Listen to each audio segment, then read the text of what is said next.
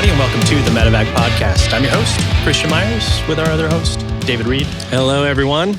Before we hop into today's episode, if you've heard the show before, you know there's a price to pay. You have to share it with a friend or family member. So if you get something out of today's episode, please hit that share button, share it with somebody you like, or somebody you don't like. Maybe they'll get something out of it too.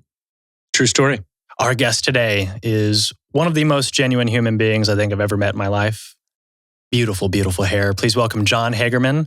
He is can I say former Marine? Sure. No, you can't. Yeah. You can't say former. I mean, once a Marine, always a Marine, right? But yeah, it's never this ex-Marine. is your podcast, right? I'm just a Marine with beautiful hair. With beautiful hair. Jon was a Marine from 2009 to 2013, worked on mechanical diesel systems.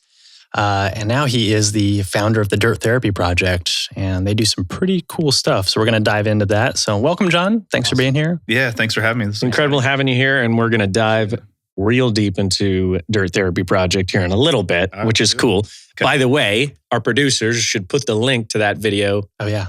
We filmed a short documentary with Terra Arma. If you guys don't know Dave and my business, we filmed a short documentary with Dirt Therapy Project. It turned out fucking radical. And it's very good. It's prime for sure. It's pretty rad. You can see some pretty cool writing stuff in there, and we'll talk about that here in a minute. So welcome, Jon. Yeah, thank you. Jon. So where do we start with you? Marine. Yeah, I mean, beautiful hair. Yeah, doing some incredible stuff. I think one of my favorite topics of discussion lately has been alternative therapies that most people aren't thinking of. Okay, and I'm excited, but I want to start with how you got started. Sure. Right. So what was your aspiration for joining the military? Yeah, absolutely. So super quick, dirt therapy. I mean, just so we don't lose anybody, it's not gardening. It's actually a very cool, extreme. That's actually a good context. For a minute, right? Like we're not talking about, green thumbing, digging up some potatoes or whatever. Dirt therapy projects where you gather carrots and potatoes, a lot of roots. Yeah. Root vegetables. Some parsnips. Yeah. Turnips. Yeah, some broccoli. So no. Anyway, So just wanted to Dirt Therapy Project. We'll preface it with that it is extreme mountain biking. Sure. Therapy for veterans. Yes. But anyway, let's dive into why you joined the Marines. Okay. Yeah, absolutely. So I think like a lot of people, I grew up in a military family, right? Both my grandfathers on either side had served in the Army. My paternal grandfather was at the Chosin Reservoir in the Army. My maternal grandfather served in the Navy. He was a diver. And so it just was always something around. I was actually born in Germany because my dad was stationed there at the time. And so he was Air Force. It was just something that was kind of always on the radar. As a kid, I had a little toy action figure. He was a pilot, and I always thought I was going to be an Air Force guy. When I aspired to be an Air Force guy, which that's the joke, right? That's the punchline. No, I'm just kidding. I call it smart. I call it smart. Anyone who's watched the show before, I'll be the first to tell you, trade skills join the Air Force. Absolutely. No. Look at me now. Yeah, absolutely. You're right. So it was something that was always on the radar. And then, 2001 rolls around. I'm kind of getting ready for school. I'm in junior high at the time, watching the world change in front of our eyes, right? It was just, I don't think you could have watched what happened at the World Trade Center unfold like that and not be fundamentally changed by it. Mm-hmm. For me, the change was, this is not okay. This kind of stuff can't happen, especially on our soil. And so I'm going to have to do something to protect our way of life. And how old were you at the time? Oh man, I mean, 8th grade. So what is that? 13 years old? Yeah, probably 12, 13. 12 or 13. Were you in Germany at the time? Still? No, I've been stateside since I was 2 years old. Okay. Germany was a very short stint of life. Mm-hmm. Anyway. What were the kind of stories you were growing up with about the military? Obviously, you're surrounded by a family that is so immersed into it. Yeah. Did you feel like you were prepared because of that? Or was it totally new when you entered the military? Very fair question. So I got the genuine military experience in that my parents divorced when I was very young. Mm-hmm. I think I was 2 years old. We had moved back from Germany. We were in Myrtle Beach, South Carolina. Operation Desert Shield, Desert Storm kicks off. My dad goes over to Saudi for a little while. And during that time, parents decided that wasn't working out. So mom packed me up and we headed back to Salt Lake City, Utah, which is where she was from. Her whole family was there. And, life kind of split into two different ways after that. But so because of that, I think I had a preparation going into the military and the stigmas that were surrounded it, and just kind of the assumptions that were like, hey, relationships don't work out. It's tough. You're going to be traveling all the time. You're going to be doing different duties. And obviously, when I joined the Marine Corps, the nation was at war. Yeah. And I told my mother, and she broke down in tears after I told her that I had enlisted. It was kind of this major fear of hers. Oh, it wasn't a conversation beforehand. Well, it had been a conversation for several years. So I enlisted at 21 years old. I initially tried when I was 17, which I had to get parents' permission. I went down to MEPS and something came up in my medical history. They're like, oh, well, we need your parents to sign this additional release or waiver, which they then decided they weren't going to do. So I walked out of MEPS, tail between my legs, just head low, absolutely humiliated, 17 years old. It feels like it, I'm sure. Yeah, it was humiliating. Yeah. Especially at 17, right? You join in. I was like, I'm going to join the Marine Corps. Yeah. Like not today, son. Better luck next time. I get that. So I'm 21. I had just come back from, I'm 21 years old and, tell my mom, hey, I just enlisted in the Marine Corps. Love you, right? Yeah. So she was like, oh my gosh, broke down in tears, had this big conversation. I just told her it was something that I felt very passionate about. I felt that I had owed something back to this country. I think we enjoy a lot of liberties and freedoms and privileges that don't exist elsewhere. Yeah. And just felt like it was kind of my duty to do what I could to help with that. Yeah. So sense of purpose. Yeah, exactly. Yeah. So you found yourself at the Marine recruiter and you asked for what job? Well, I didn't ask for infantry if that's where you're going towards. Yeah. How'd you get into what you were doing with diesel? Yeah. So obviously you meet with the recruiter. They have you take the ASVAB. I scored super well in the ASVAB. He sat me down and was like, hey, just so you know, any job that you want in the Marine Corps is open to you based on your test results. Okay, sweet. That sounds awesome. Yeah. And he's like, okay, this is, we could do this option. And what I originally settled on was a field radio wireman. So somebody that would be like a comms guy embedded with an infantry unit, but able to run comm lines, do the communications channels. It was an 06 option slash an 11 option. So I wasn't told about the other options or possibilities that were out there. So I went into boot camp thinking I was going to be a field radio wireman. We graduate, I get my orders. I'm like, hey, you're going to be an 1142, a mobile power systems technician. That's not what I signed up for. I was like, that, okay, whatever, man. So found myself in Courthouse Bay working on mobile power systems, the generators that powered support when we were forward deployed. Working on diesel motors. So there was a diesel engine portion of the class. There was AC theory, DC theory, your basic electronics, capacitors, diodes, how to work on all that kind of stuff. Kind of had to mesh everything together. So know how to work on a diesel engine, know some basic electrical theory, how to get those two to play nice and push out some power. I mean, that's a pretty viable job. I mean, so you kept the AC running, basically. Right, yeah. Which, I mean, that's super important. I mean, AC, comms, right? Comms, we were on NOLE, which the AgDag was powered by mobile power system. Yeah. The only thing that the only way we had power there was these generators that were running. So we just had to keep those up and going. It's a very important job, especially if you're at a FOB of some sort or a COP. I mean, a place where you don't have fixed infrastructure. Right. I mean, that's what's keeping everyone alive on base, or at least a little bit more sane. About it for sure. Yeah, absolutely. Yeah, I think the AC is a critical, critical piece of equipment. Yeah. Wasn't a super cool guy, but I got to do some fun stuff. And that drives the conversation that we have all the time. Is that it's so funny when we think of Marine or troop or sailor, airman, we always think, some sort of combat related orientation, especially with Marines, right? They have a stigma, I suppose. And who would have thought that you had your, electrical training, and trade skill sets. See? Yeah. Trade skills. In the Marines. Yeah. That's right. Trade skills. Yeah. Did you like it? Which part? Did I like Your job. Did I like my job? Yeah, your job. Yeah, it was fine. Yeah. Had some basic mechanical aptitudes. And so it made sense to be working on stuff and turning wrenches. Yeah. And how long did you plan on being in? Very good question. When I enlisted, I basically went in thinking this is going to be the next 20 years of my life. Okay. Right. Mhm. We'll take it 4 years at a time. Yeah. But I had full intentions of just retiring out of the military. That's what my dad had done. That's what my stepmom did. That's what I thought happened. So find myself in Afghanistan. It's 2010. We CLR 15 went over and went to Leatherneck and decided they were going to send a group of 6 of us up to FOB Nole, which was in Sangin.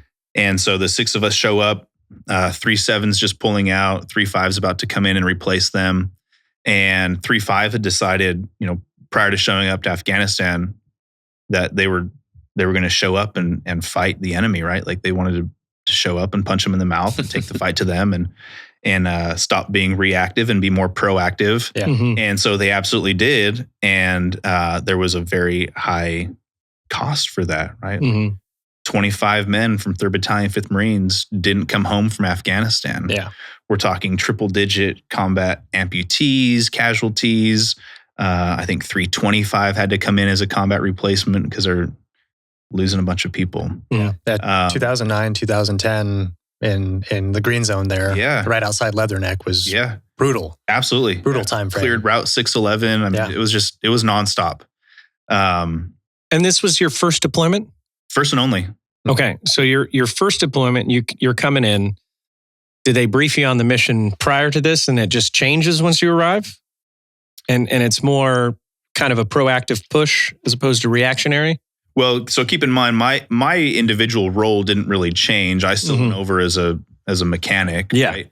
And then 3-5 came in. And so we were a 3rd echelon shop. So it was myself as a power guy, 2 or 3 motor T-mechs. And then I think we had an AC guy out there with us as well, dedicated AC guy.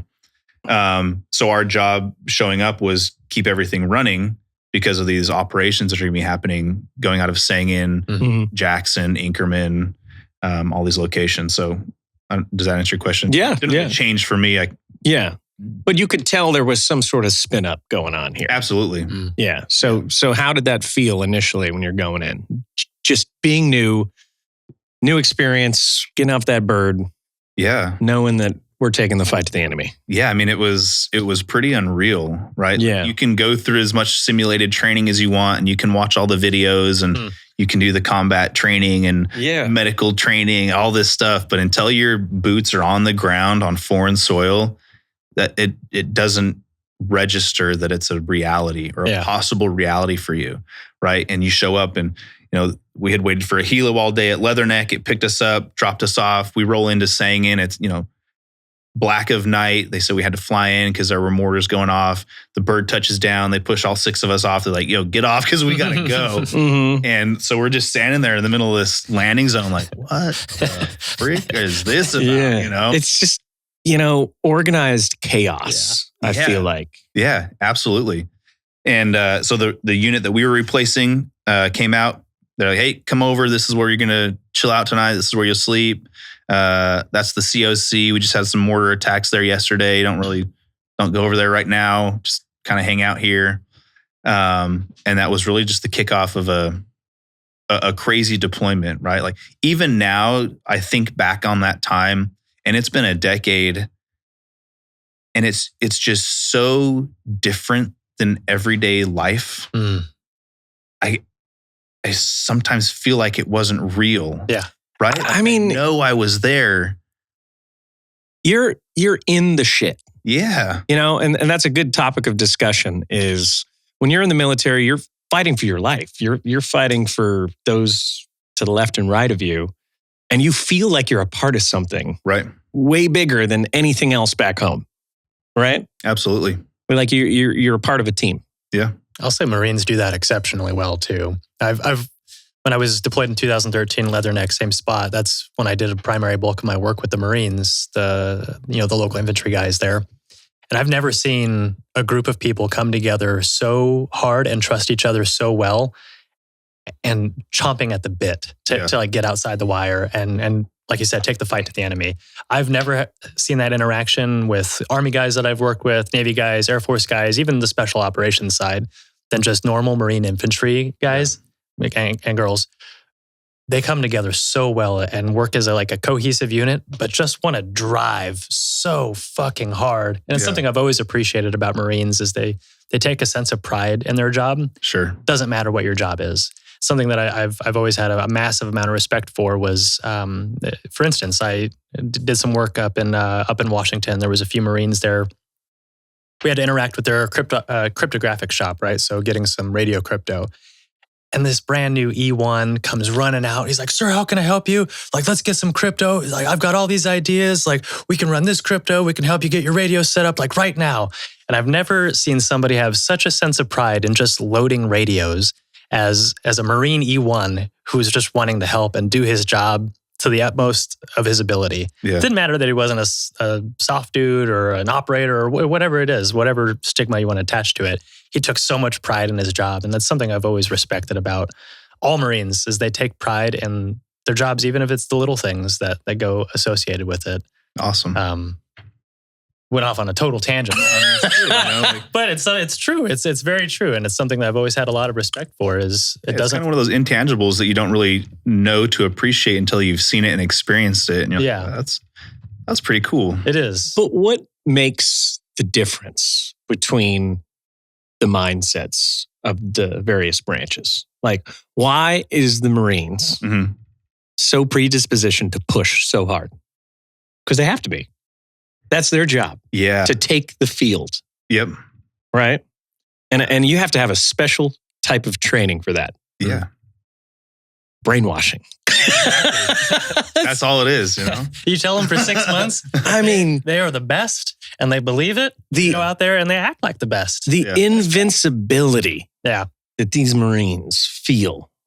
I mean, in my opinion, we might be losing a little bit of that as well along the way. Okay. Right? I think I heard as a nation, as a country, as a well, people, you know, and without diving too much, but I did hear that, a good saying that, weak people create tough times. Yep. Right. And I think that focus is out of spectrum for a lot of people. Mm-hmm. Right? Yeah. What do you think? Do you feel like it's changing any, or you still had that Marine mentality from start to finish?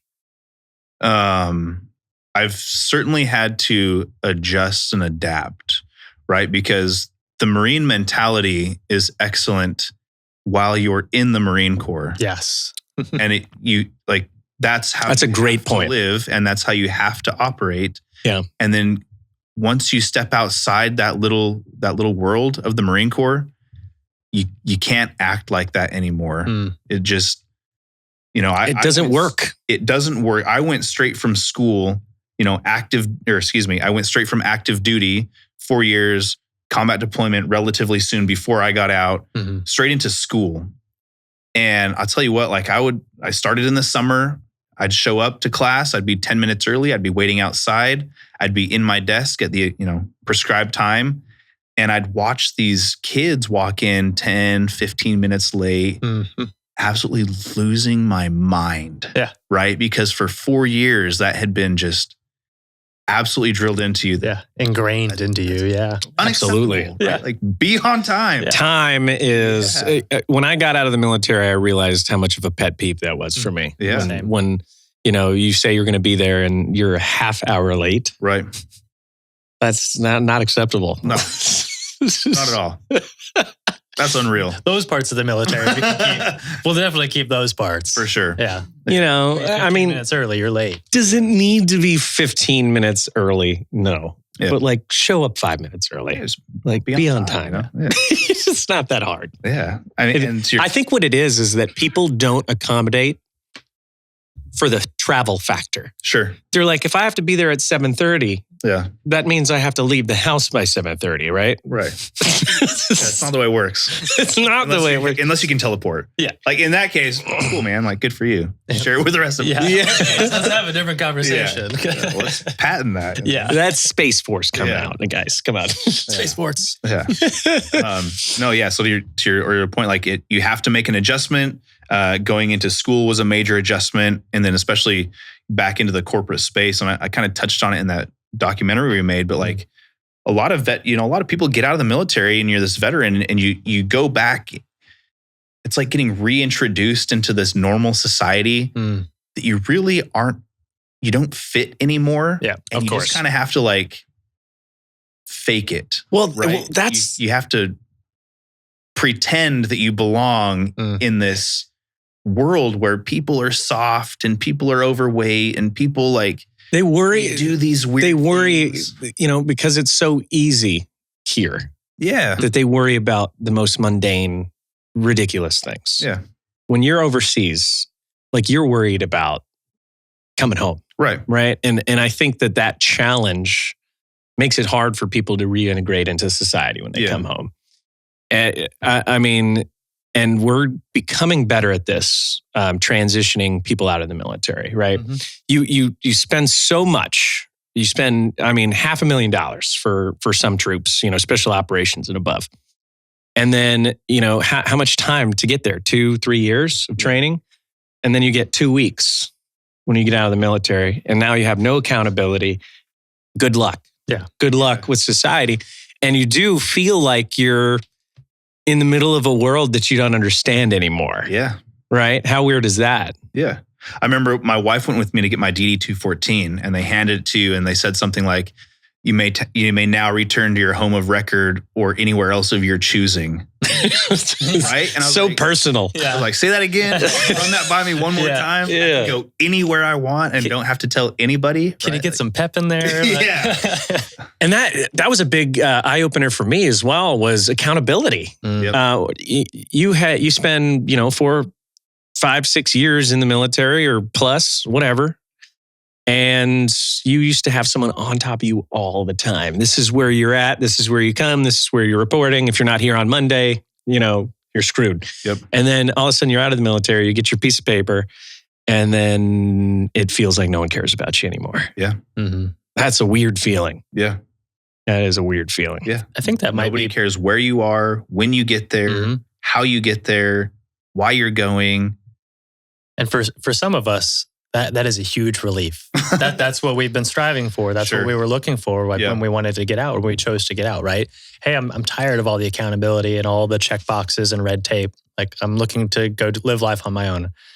That is a small percentage, in my opinion. I feel like there's a much larger percentage of people who, when that moment sets in and they realize they have no more accountability. Hey, no one's now instructing me on how to be successful. No one's telling me my next steps. Yeah. And they don't know how to be proactive with that. They don't know how to grow from that. And to your point a few minutes ago, when you mentioned entering a society that's a little bit softer, when you're a hardened Marine or a hardened combat veteran or whatever it is, we do have those skill sets, and we do have that sense of pride in the things that we do. But being that hard and that rigid all the time, there's some responsibility on us to modify our personalities to mesh better with civilian population. But to your point, I do think that there's a whole lot of really soft people out there that could use a dose of harden the fuck up a little bit. Absolutely. And I honestly, like Dave said, it's because there's a lot of people here in the U.S. that take safety for granted. Right? There's the famous saying, metaphor, the ignorance is bliss. Right. But I think that it doesn't necessarily stem from ignorance. It's disbelief, right? There's another modified saying that I like, that there's safety in disbelief, right? Sure. And there is. People feel safe when they refuse to believe that the rest of the world is as fucked up as it actually is. Yep. And I think there's a fine balance there that people can learn from each other. We can learn how to be a little bit softer and less rigid and less intense in our ways. And at the same time, other people can take a lesson from the things that we learned in the military, like taking accountability for yourself, having a sense of pride, having a sense of purpose and duty. Yeah. Those types of things. I think there is Certainly is a balance. Yeah, turn that dial up. I'm just going off on tangents today. No, not at all. I think you're Tuesday, Tangent Tuesday. I think you're dabbling with the fact too that I, as a caveat to that is that seasoned sailors were built on stormy seas, right? We've heard that saying before. Is a little bit of adversity in your life, those challenging moments that we're all trying to avoid, like the plague, are the moments that are going to teach us more than anything else. Mhm. Yep. Right? I mean, you got to have some sort of challenge so that you can learn. Yeah. Absolutely. And what better way to challenge yourself than be in a situation like that in the military? And then you could take that home and you apply those lessons. And like you said, you hit it on the head, is that you do have to adapt. Mhm. You can't expect to have that mentality function in today's society like that. Sure. Yeah. Well, I think also this is an interesting topic, but I think maybe we take it for granted that we have a volunteer military service, right? Because I think if you were forced to do something that we did, if I had been forced to go to Afghanistan, if I had been forced to go to boot camp, I would have hated it. It might have been And a different story. I'd be so bitter and mad at being forced to do that. Like, I went voluntarily Mhm. and it still sucked. Yeah. Bad. But I volunteered to go, Mhm. right? And I think that we forget that that's a privilege that we have in this nation. We're not conscripted. Nobody's forcing you at 19 to sign on the dotted line. Nobody's forcing you to, get your hunting gear and let's go. Yeah. They were I off think to war. Right. Yeah. I think that's a privilege that we have. And so maybe keeping in mind, as much as we want people to step it up, in the back of your mind, it'd be nice if they did, but we knew going into it that this was a volunteer effort. Mhm. And so I think a little patience goes a long way for sure. Absolutely. And, one more thing, and not to get on a tangent, but We like tangents. It's okay. Tangent it is away. Tangent Tuesday. You're right. Tangent Tuesday. Yeah, baby. I think in today's society and climate, and I'm not going to get political or anything like that here, but I think really the only thing we should all be doing is looking for commonalities and ways to build bridges between people, because everything out there is trying to pit us against each other. Yep. Right?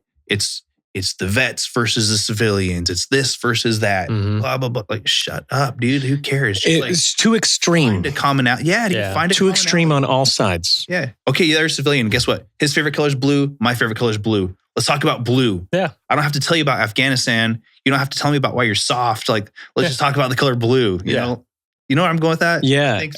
I think building bridges goes a lot further. But that's what he mentioned too, is that you do have a lot of vets that come back and they live vicariously through that 4 years that they served. And that's all they could step out. They can't step outside of that. Yeah. And I see this with a lot of injured personnel too, especially Vietnam vets, right? Yep. Is how much time progresses where you're trapped in that 4 years. And that's why it's so vital to talk about it. Sure. To find like-minded individuals.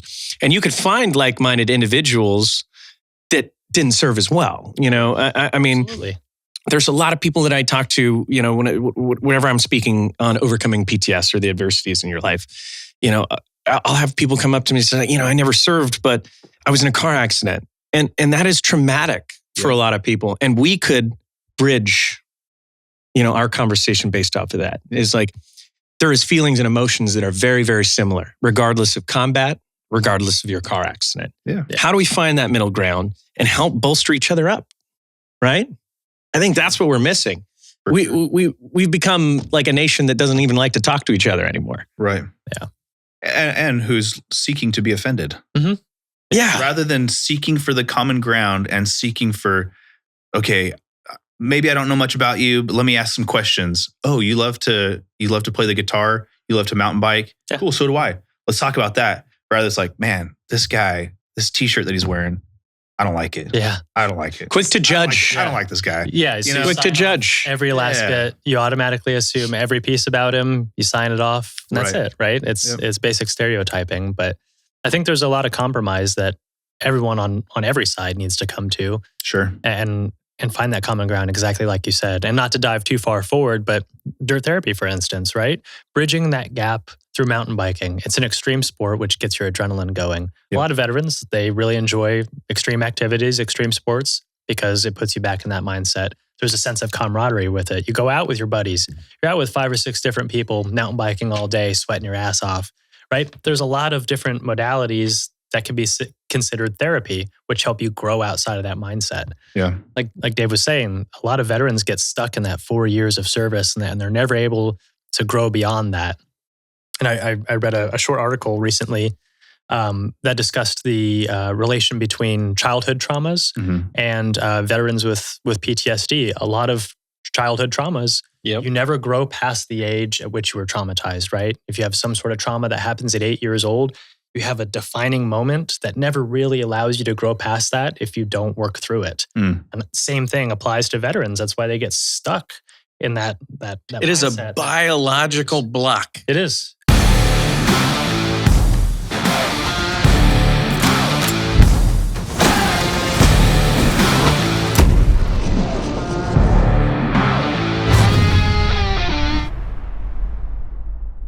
That literally happens in your brain. Yeah. Right. And they don't realize, I think a lot of them don't realize that there are not just talk therapy where you go and sit and talk to a shrink, right? You don't have to do that. There are alternative modalities that allow you to escape that and to grow from that. Mountain biking is a perfect example because if you go out with 5 other people, none of which are veterans, guess what you're doing? You're now creating a new community, introducing yourself to new challenges to overcome with a group that's building camaraderie. So you have those same things that you love and cherish, appreciate about the military, but you're able to grow past it and break out of it. Yep. That's what I love so much about Dirt Therapy Project. Yeah. It's a good one. It's a fun one. So let's back up a little bit into your deployment. And we're getting ahead of ourselves with some good conversation. I do love that stuff to talk about mindset, especially applying what you've learned in the military to civilian life. But let's back it up a little bit to your deployment.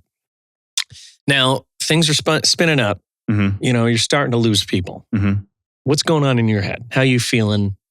Is this what you signed up for? Is it what you expected? Are you challenged? Boy. Yeah, so is it what I signed up for? I don't think you join the Marine Corps, especially the Marine Corps, and not be willing to either pay that price or see that price be paid. So it was an assumption that was going to happen, right? Now your other questions. Boy. It's hard, and let me help you on that one a little bit because that's a tough question. Sometimes we have an expectation when we go in. For me, when I joined the military, I'll be the first to admit I glorified war. Okay. You know, I played G.I. Joe when I was a kid.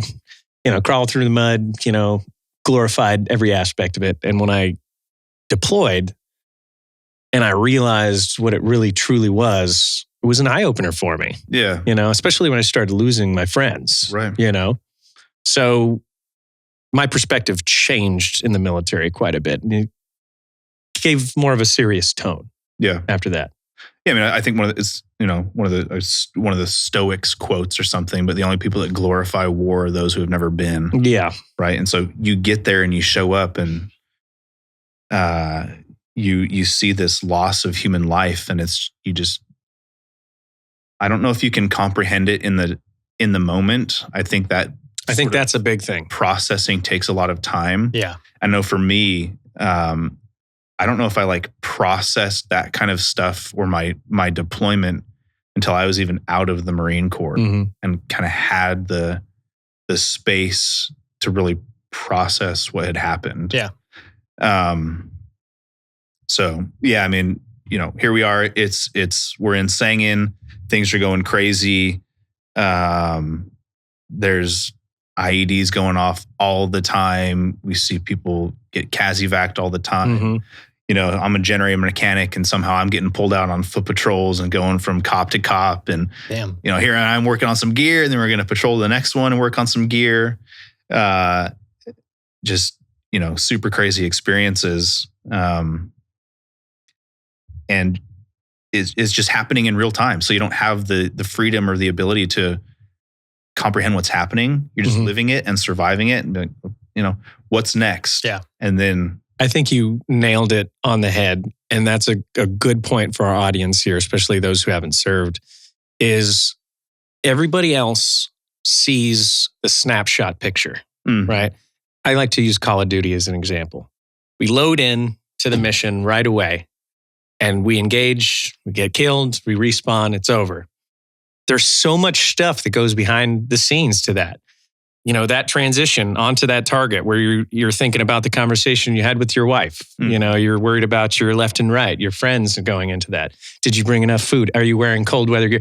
All these feelings and emotions go into this. And then after, you have time to process it. But everybody just sees that picture and that's it. Right. So really, you're just seeing that snapshot picture. And it is so hard to comprehend what these people are feeling. Yeah. And I think that's a big thing is we disassociate the soldier or the troop, right? And we see that image of them, but they're a person. Yeah, absolutely. I don't know. It's sometimes it's hard to remember that it's an individual, it's a human being underneath that uniform. Yeah. Yep. And like it or not, that goes both ways. It's the same side. It's the same for the enemy. We see that person as a target or as an enemy. That dude probably had a family. That dude was married, had some kids. Yeah.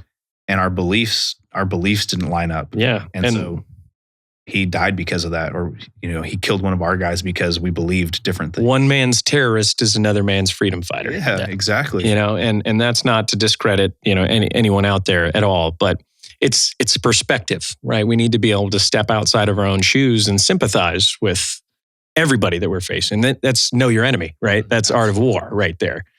And I think that's a perspective flip that hurts a lot of people too. It does. I mean, that makes it tough. 3, 4, 5 deployments later, you start to see the effects of that.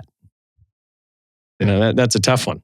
And it is, that's a tough one. Mm-hmm. Yeah, I mean, and in a roundabout way, it does make you less effective, right? Just like you said, art of war, that the whole purpose of know your enemy, sympathize with your enemy to understand them on a deeper level, right? Mm-hmm. So you can get in there and crush them. That's the entire purpose of that saying. Right. When you start to lose that respect or that thirst for the knowledge, right? Wanting to know them on a deeper level and understand what's driving them, that's how you ultimately defeat an enemy. We start to get jaded to that, and I think it makes you less effective on the battlefield. So it really does drive that argument of, is a robot better, or is somebody who's highly sympathetic a better soldier or a better tactician at the end of the day? Right. Hard to say. I don't know. There's a little bit of a balance there. Yeah. And it all just goes to what our belief systems are, I suppose, at the end of the day. Sure.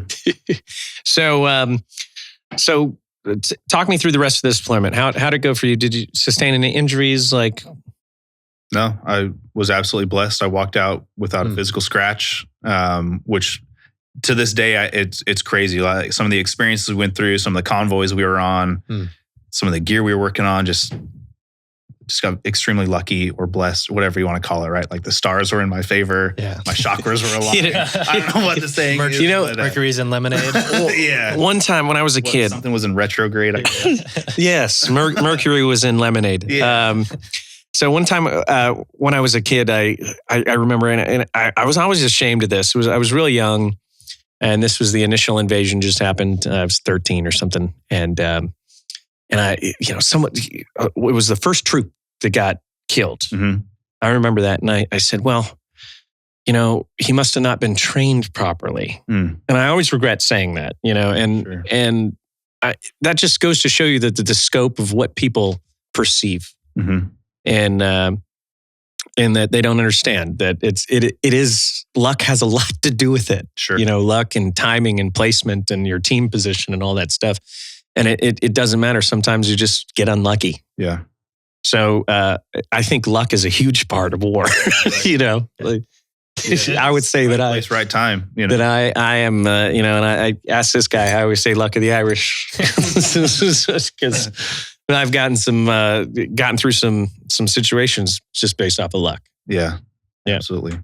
I think the other thing, kind of to this point, that you're not really prepared for, that you touched on, is I joined the Marine Corps knowing that loss of life was potential, like a statistic potential, right? Mm-hmm. And then I'm in Afghanistan, and then I'm in Sangin, and then we're there at 3-5, and we're like, dudes are dying very frequently. Yeah. And at some point in that deployment, I was like, okay, I remember exactly where I was standing. I remember the exact moment, like this acceptance of mortality, like light bulbed.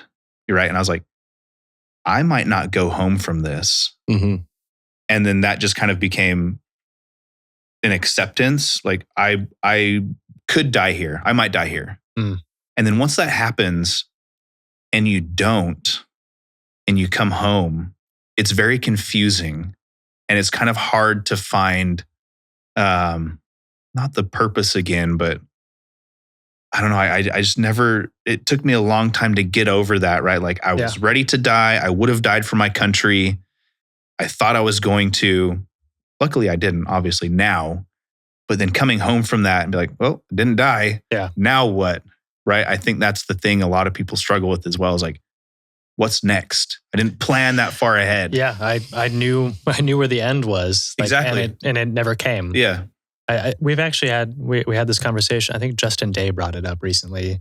He was a CCT, got blown up, and he thought he was going to die and accepted that death. I think it was Justin. I'll have to go back and double check, but on one of our previous episodes recently, said the same exact thing, was I accepted death. Sure. And when that didn't come, I was pissed. Okay. Because I had nothing planned after that. That moment, I knew, okay, well, I'm not going to make it past this, so that's it. I'm resigning. And when you wake up and you realize that all that work is in front of you and you have to like continually grow and evolve past that, it becomes a daunting task almost. It does. Well, I think that human nature dictates that we're all about closure a little bit in our life. And when we have something that open-ended, you just ask yourself the question, what's next? Right. And how to get that feeling back. That's a tough one, right? Yeah. If we know what our heightened state is, and that being at the verge of life or death, coming back, what is the challenge for you after that? Seriously. What's the challenge past death, right? Well, so like, in a lot of tasks that, people ask me today, and, they ask you the same thing is, how you're so busy. Like, how do you manage all this stuff? And I'm like, because no one's shooting at me. Right. Right. Yeah. And I think that ample amount of stress that I faced when I was in the service has helped me manage my stress for the rest of my life. Okay. Right. Do you feel the same? To a point. Okay. We all get complacent. We all let stress bother us at the end of the day. No, I agree. And I think it's to a point, but I also think that you have to be careful because we can operate in those very high tempo, high stress, high frequent, bursts. To an extent, I think if that's happening too often or too frequent or too long without some respite, it's detrimental to our health. Right. And I think we forget that we need to shut off for a little bit because that's very true. Much like you, I can get looped into these cycles where like days I'll work on something. Yeah. Right. Very little sleep. And I have this big project or I have this deliverable or I have this idea that I want to like flush out. And I know how to power through it. Yeah. To get it done. Yeah. Makes sense. But what's the price? Yeah. So you said the same thing to me the other day. Yeah. He said the same thing to me the other day. I ended up having a bursa sac rupture on my leg, my prosthetic leg, and it was the size of a golf ball. Okay. And I'm walking around and my travel schedule, all this stuff. And he's like, just take some time off, man. Yeah. I'm like, ain't no time for time off, brother. He's like, well, he's like, you're going to kill yourself then, I don't want to hear about it anymore.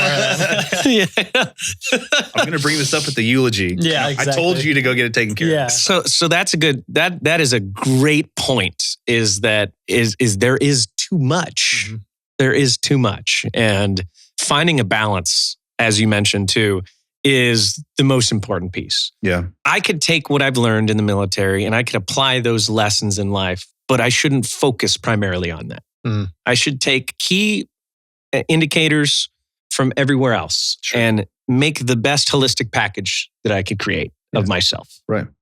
So military is not an end all be all. And it most certainly doesn't mean your resume is cooler than anyone else. Right. But it does help you time manage. Yep. Helps with your accountability. Yep. And absolutely helps with your leadership skills. Yep. Yep. But you can't. So you made a point earlier, right? Like people get out of the military and they get stuck. Yeah. But it's because for a lot of people, that is your identity. You are Sergeant so-and-so. I am Sergeant Hagerman. Like that's what I know. And that's who I am. But at UTSA, they don't care. Yeah. At work, they don't care. So you have to grow beyond that. Take, like to your point, take the good things that you learned, take your experiences, find whatever it is to make you a better human being and use those, have those in your toolbox. Like you can't be that person forever. And it's not the highest level either, right? Just because you were a super duper secret CAG operator, Navy SEAL, whatever, that is not the end all be all, and that is not the highest pinnacle of success in life, right? That does not. Yeah, for some people it is. For some people it's not. Sure, yeah, and I think those people are limiting themselves. Sure. I don't necessarily think that they're stuck. I think that they're limiting themselves and not wanting to progress and continually challenge themselves because there's a lot to grow past beyond that. Yeah. It's great to be able to kill people real well, but it's also great to come home and be able to take care of your family. Like if you have a wife and kids and your job is you're accountant at USAA now, they don't care about your draw time and how quickly you can, run your 440 and how much you can deadlift. Yeah. They don't care about that. What they care about is, can you provide for this family? Right. Can you raise these children well? Those are huge challenges that you can grow beyond those 4, 8, 10, 20 years that you spent in the military and continually challenge yourself and grow from. There's a whole breadth and expansive scope to humanity, I think. And it's not just, I think we're limiting ourselves there if we just rely on that and bask in those few years. Yeah. I truly believe that. I agree. And not to continually take away from your microphone. You know what? I do have to say that your shirt and your hair are a good reminder to take a chill pill every once in a while. Just fucking relax every once in a while. Man. Chill out, dude. Yeah. Need to give me one of them shirts. Yeah. Remind myself to relax a little bit. I think a really good point to that too is that we need to stop going around with a sense of entitlement. Yep. Just because you spent 20 years in the military doesn't mean you could go up to the Starbucks barista and berate them for not treating you with a certain respect that you deserve. Because no one knows your story. And you need to go into that with a totally different perspective. And you're right. It's a limiting factor. Like everybody in this world is going to know something more than you do at some point, right? Bill Nye said that in layman's terms. Bill Nye, the science guy. No, anyway, so yeah, someone's going to know something more than you do. So you need to open your spectrum a little bit and be prone to meet those people, because you could, if you just enjoy that perspective of this person's experienced a certain amount of life more than you could live vicariously through that. You can learn lessons from them. It doesn't matter who it is. Right. And as long as that's your mindset, you'll continue to grow. But if you're of the mindset where you are the prime, you are the knowledge, you are the database, then you're going to go through this life missing out on so much knowledge and opportunity and experiences, because you can tell, when you meet somebody, you can be like, I could meet you and be like, oh, this guy doesn't want to hear my story. And so much could go lost between both of us. Or like, man, this guy's super interesting. I want to know his story. Yeah. And we can talk about it and figure it out. Like, whoa, that's awesome. And now I know things that I didn't know before. Yeah, exactly. Yeah, that's an interesting one. That is an interesting. What do you think the biggest lesson you've learned from the military outside of like hard skill sets? Like mine would be leadership. I learned some great things about leadership. What do you think you've learned, your takeaway from the Marine Corps has been? Mental fortitude. Yeah, and that's a good one. Just the mental fortitude and the knowledge that no matter what it is, I can do it. Maybe it'll take me longer than the next guy. Maybe I'll have to try 50 times, but there's nothing that's impossible. And that was a massive takeaway from the Marine That's Corps. mindset. You're talking mindset too, is operating at a higher frequency for sure. What's the shirt? Say again? It's the shirt. It is the shirt. It's a frequency booster. So you've learned some incredible stuff from the Marine Corps. Talk to me about how you applied that to the civilian sector and your journey into creating Dirt Therapy Project. Yeah, absolutely. So I mean, it was. We've touched on it. It was quite the whirlwind getting out. Like I said, I had thought that I was going to do 20 years in the Marine Corps, and this deployment experience is super crazy, and I see all these insane things that I never thought that I'd see. And I come back, and the senior enlisted guy at my shop, this little shop on Miramar, 50 people, pulls me into his office and proceeds to tell me how I didn't do shit while I was over there, how not the tip of the spear. I didn't say I was the tip of the spear, but basically like discrediting this deployment, right? And I'm like, okay, you kind of suck.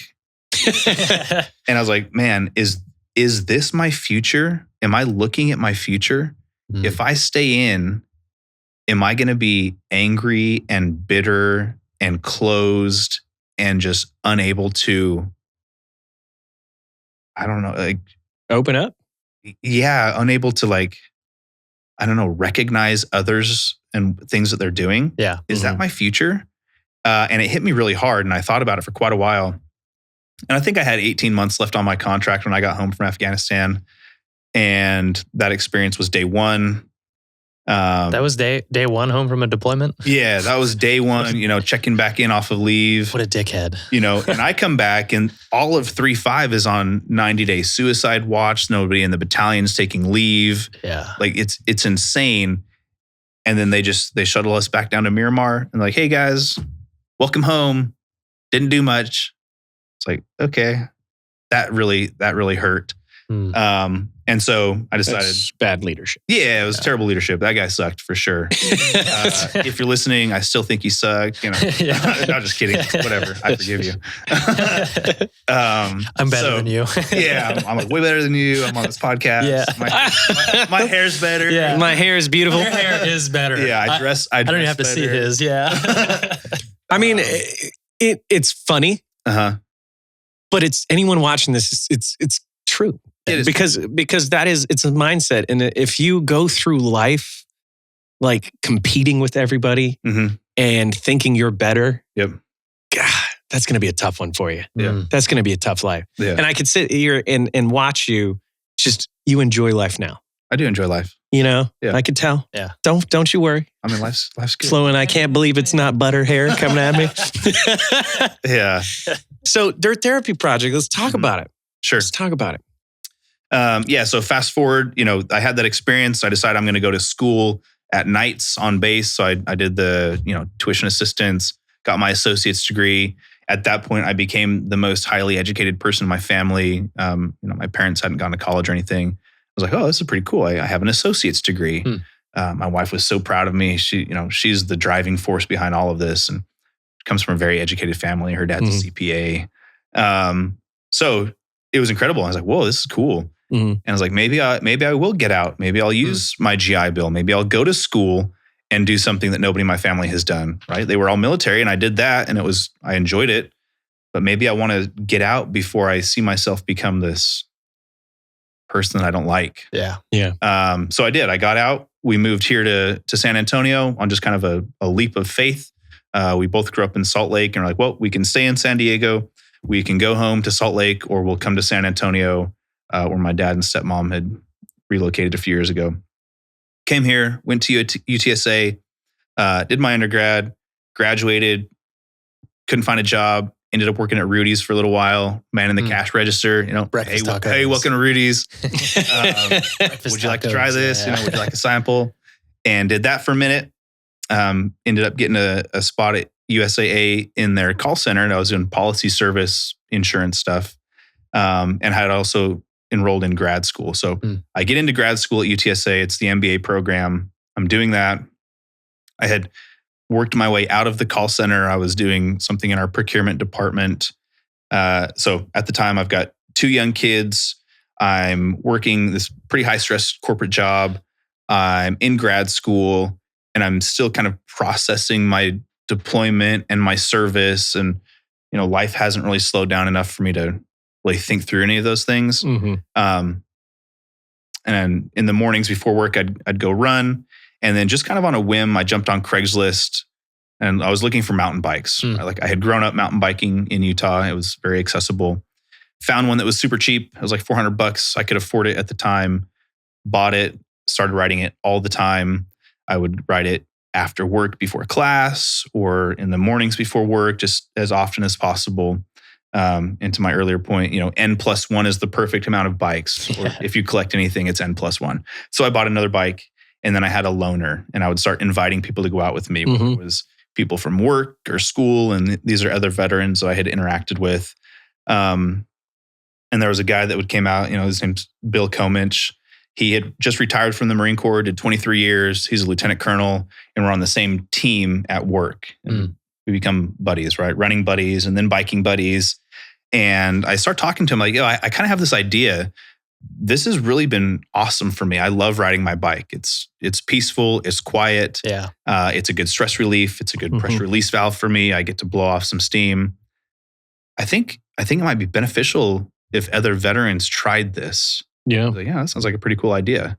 And so after several months of, back and forths and ideas and, just kind of talking through it, I was like, I'm going to do this. Funny side shoot. I met with another person at work. I was like, hey, I'm going to start this nonprofit. Yeah. And he proceeded to tell me, well, there's over 45,000 veteran nonprofits in the space. What are you going to do that's different? How are you going to make it different? And I was like, whoa, nice, right? Yeah. Was it the same Marine Corps commander? It was Marine. Yeah. He was a Marine, so maybe that's where naysayer side. Yeah. No. So, long story short, the history is quite interesting. But so I decided to start this program and file through the state for an incorporation, and then I file my 501c3 exemption with the IRS, and that takes time. I think I gathered the initial funds to pay for our legal filing fees and articles of incorporation and bylaws. I did that through a GoFundMe and some family and friends. I was raised a couple $1,000s and could pay for all the paperwork I had to do. And then there we were, a nonprofit. And the growth of it has been something that's been pretty awesome and pretty fun to be a part of. When I started this, my vision was pretty small. I was like, okay, our goal is let's buy 3 bikes. We'll have 3 extra helmets. And, so I need like $10,000. Let's raise that. And that will be really as big as we ever get. Yeah. And so that, because I was short-sighted, like that's how big we got for a little while. And our group rides consisted of me and my work friend and, maybe 2 or 3 other people. And, 4 years later, they've grown to the point where we're now operating in 8 states. And I'd say on average, we have between 150 and 250 participants on a monthly basis between those 8 locations. And it's just grown way beyond my wildest imagination, right? Yeah. So like at this point, I just kind of feel like I'm along for the ride. I love being a part of it. It's just super fun. And just getting to experience it it's been incredible for sure. Isn't it funny that we're very self-limiting sometimes? Yeah, absolutely. When we start something initially, we have just a small scope of understanding. Mm-hmm. And then, when you're able to open your mind up, you can take on the world. Yeah. Right. Yeah. So you feel like you're taking on the world. We're getting there, I think. I don't know if I'm taking on the world yet. But I want you to say, hell yeah, brother. Yeah, maybe next time. We're getting there. Yeah. Yeah. Yeah, but don't we all say we're getting there? Yeah. Just too often. And we can't just take a moment to think of what we created. And you're affecting the lives of 150 to 200 people a month in 8 different states compared to what you thought was going to be 3. Right. So it's funny that it doesn't matter if it's mountain biking or jumping out of planes or, shooting pistols or bow and arrows. If it's therapy for you and it helps you overcome the adversities that you face, I think the biggest thing too is, and you said this when we were at Spider Mountain, is when you're on the trail, you're not thinking about anything else. Mhm. You're thinking about how I'm going to hit it. Yep. And you're so enthralled and you're so focused, and all the other noise that you're facing in your life subdues. Yeah. Right? Absolutely. And I think that's important for a lot of people in a world that is so noisy. Yeah. For sure. Yeah. Being able to just kind of detach for a little bit, right? I'm out on a ride. I'm not checking Instagram. I'm not looking at Facebook. Yeah. I'm not getting phone calls. I'm not plugged into the matrix at that point. You know, I'm that is. completely out in nature, getting some vitamin D, getting some cardio, having an absolute blast. Now, when I started this, you know, and I've accepted this, but I know that mountain biking is not for everybody. Not every single person I meet is going to love it. Yeah. And that's absolutely fine. But what I hope to be able to do is make enough connections, and you're like, yo, I hate mountain biking, but I love to wakeboard. Yeah. Oh, awesome. Well, let me connect you with these folks over here who do wakeboarding. Right. And I think there's people in the nonprofit space who are hesitant to do that because they're competitive. They want it, Yeah. right? Like they We want want the this donation. number. Don't even get me started. Okay, well, I won't get you started there. But We don't have enough time on this We'll show. have a whole so nother my hour. stance- that's not my stance, right? Yes. My stance is, if I can't help you, that's okay. I know that there's people that we won't affect, Yes. but let us plug you in elsewhere. If you want to wakeboard, you want to skateboard, you want to sing, you want to basket weave, whatever, man. Like, let's help you find that. Let's get you to where it's going to be beneficial, because that's a win for all of us. It is. Right. And just getting out there, I have to tell people, it doesn't matter if you're civilian or veteran. Get out there, get involved into something, find a community that you're a part of, because veterans have this close-knit circle. But at the end of the day, it's like you said, it's just because we have like-minded experiences. We just have similar experiences that help us connect. Yep. And you could find that anywhere. You can find that in mountain biking. You can find that in ballet or opera, wherever you want in this world. It's true. You just got to find a community that is there to support you. Yeah. And I'll tell you, with the program, we've always been welcoming to anybody that wants to ride. Like, if you're a veteran, excellent. I've got gear for you to use. If you're not, cool, come hang out with us, right? Because whether or not you've served the country, or you support the country, or you love America, like, we're gonna be your tribe, right? Yeah. So some of the most influential people that we've brought into our program, it's a couple, Dan and Haley Carmen. They love America. They love veterans. They love being a part of this. Neither of them served in an official capacity, but just having them around has just been absolutely amazing. Yeah. So, That's amazing. Tell us where we can find you. So tdtp.org is our website. We're on the gram. Obviously, that's kind of our main social push. We're on Facebook. If you want to see if there's a chapter wherever you're listening to this that exists where you are, you can go onto our Facebook page. There's a groups tab, and that'll drop down and show you the different locations. If we're not there yet, just kind of stay tuned. We're working on it, right? Like, only have so many hours in a day. We were very lucky recently to be featured on a YouTube channel. It's got 2.5 million subscribers. So if you've done anything in the bike world, you know of Seth's Bike Hacks or Burn Peak. He had an extra bike frame and a bunch of spare parts. So he's like, hey, I'm going to build this bike and then donate it to a program. Well, lucky us, stars aligned. He ran into some of our group riders in North Carolina where he lives. They got to talking. He's like, oh, I'm going to donate this bike to you guys. Amazing. And then, talked about it on his YouTube channel, and that's just really opened up the floodgates. So, if tomorrow I all of a sudden had 48 hours in a day, we could probably have three times as many chapters as we have now. So we're going to get there, though. I think you will. Yeah, I think so. Look at that mind expanding. Yeah. That's great, Jon. Yes. It's been fantastic having you on the show, brother. Thank you for the invite. Always love having you.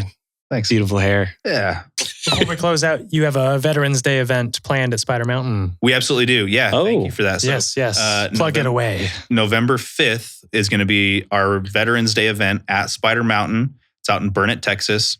Doing it a week early to not conflict with everything else that's going on. Our folks at Spider have been very generous, offered discounted lift tickets and lodging tickets. So come out, make a weekend of it. Come have fun. It's gonna be awesome. Remember the 5th of November. That's right.